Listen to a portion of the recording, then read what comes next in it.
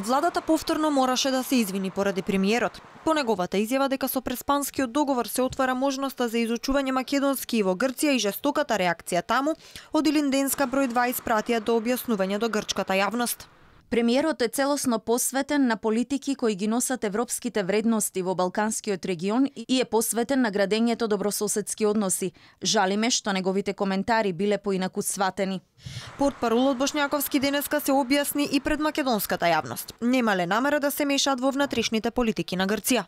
Владата на Република Македонија го нагласува членот 4, став 3 од Преспанскиот договор, со кој се обврзуваме да не се мешаме во внатрешните работи на Грција, вклучувајќи и заштитата на правата на лица кои не се наши државјани. Владата на Република Македонија изразува целосно разбирање и почитување дека ова прашање за тоа кои јазици се изучуваат во Грција е прашање на внатрешни политики и прашање на внатрешни работи на Република Грција. Изразуваме жалење доколку некои коментари биле разбрани и протолкувани на погрешен начин.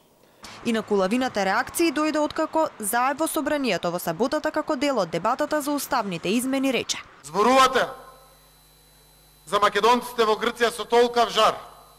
И добро е тоа, но се прашаме што направивме досега за нив во овие 27 години. Ве честно направивме ли нешто за нив? Преку пријателство, преку тргнување на овој горчлив проблем, што сите овие 27 години леблеше над нас, ни беше тек на тонење. Имаме поголеми шанси. Имаме шанси да се изучува и македонскиот јазик и таму. Конечно, досега беше забранен. Табу тема беше. Па и грчкиот и овде и се изучува веќе. Имаме шанса да им помогнеме реално, да ги тргнеме границите. Прв реагираше грчкиот председател Павлопулос, кој кажа дека Грција нема да прифати своеволни толкувања на договорот од Преспа. Опозиционерот Мицотакис, кој во моментот води на анкетите за рейтинг пред Ципрас, кажа дека изјавата е неприфатлива. Коментари имаше и Скоридис од независни грци дека Заев се меша во внатрешната политика на Грција. Дури и во соопштенијата од владиниот кабинет на Ципрас стои: ПЈРМ и Заев внимателно и прецизно да се држат до договорот за да се интегрираат во НАТО и ЕУ. Ова не е прво извинување од страна на македонската влада. Пред неколку месеци веднаш по Илинден, откако Борисов го искара, Заев побрза да се извини.